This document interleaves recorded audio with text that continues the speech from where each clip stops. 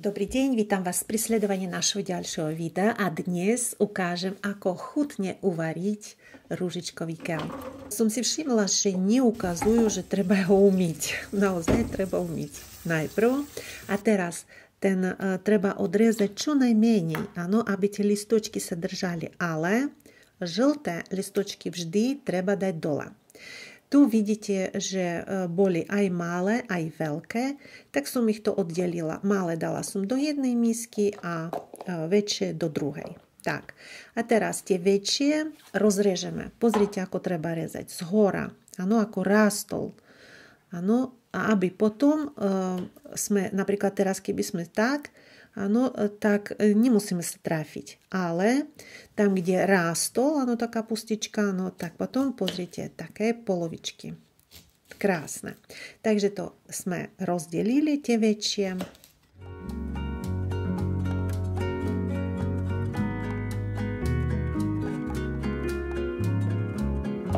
Teraz veľmi dôležitý moment.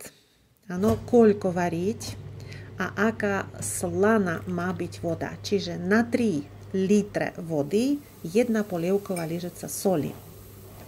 Čiže dosť je to slané, tak to má byť. No a postupne vkladáme tie naše polovičky, aby ten proces varenia sme nezastavili. Ak by zastavili, tak do bodu varu. A teraz veľmi dôležité, koľko treba variť. Maličké 2-3 minútky, stredné 4 a väčšie 5-6 minút. Ale pozor, nie je viac ako 7 minút. Ako náhle bude viac ako 7, tak budú horké. Takže nie je viac ako 7. 4 minútky som dala variť. A ono nemá byť úplne uvarené, áno. Čiže také jemnučko, áno, nedovarené by som povedala, lebo my ešte budeme ďalej s tým pracovať. Tak, teraz to vyberiem. Áno, a veľmi dôležité, aby tá voda všetko odišla. Ja ešte tak robím, že dám papier, áno, servítkový, alebo kuchynskú tierku, tú papierovú, tak, na niekoľko minút, áno, 2-3 minútky, aby tá voda odišla. Tak, a necháme to chladiť. Zatiaľ uvarím tie menšie, tie som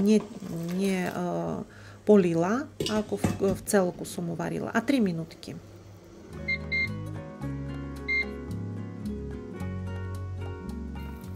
Tiež také, vidíte? No ale to sú maličké, takže to 3 minútky stačí.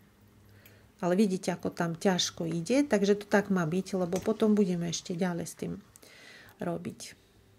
Tak, výborne. A teraz sa vracame k tým polkám.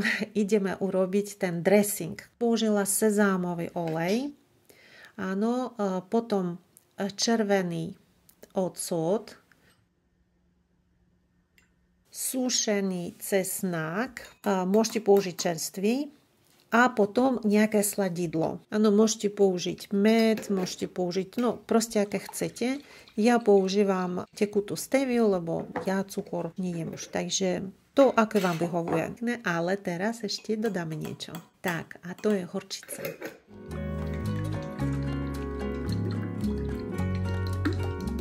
Teraz už to je hotové. Veľmi dobre, veľmi chutné, áno. Tak, soľ som tu nedávala. Čím sa mi páči tento recept, že môžeme uvariť a takto odložiť.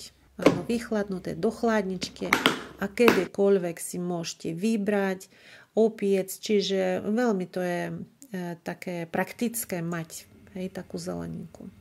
No a teraz ideme už urobiť, takže dáme na pánvicu olej, olivový. No a teraz dávam, áno.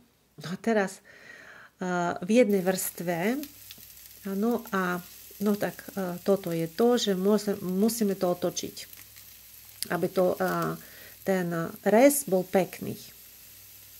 Nemusíte, ale mne sa páči. Takže veľmi pekne, to je 1-2 minútky možno. A pamätáte, to nebolo nejako veľmi silno uvarené, privarené, čiže teraz si to dojde. No pozrite, aké krásne. Prekrásne. Hotovo.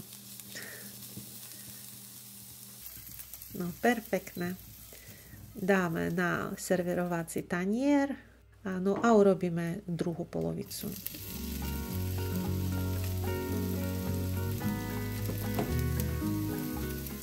No, takže ja si myslím, že keď vyskúšate takýmto spôsobom, nemalo by byť horké, to nie. Áno, a všetko sa dá inak to istú robiť, ale v rúre. Čiže naraz všetko položiť na plech a zapiecť. Áno.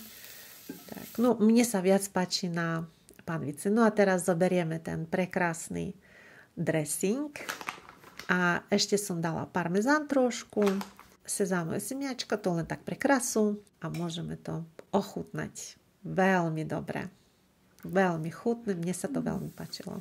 Tak, vyskúšajte a napíšte, či sa vám to páčilo. No a rozmarín, to je len pre vôňu, tak pre krásu som tam dala. Takže. Tak a ešte jeden spôsob, kde sa používa sojová omačka. Použila som túto, je neslaná, alebo menej slaná. Červený odsud,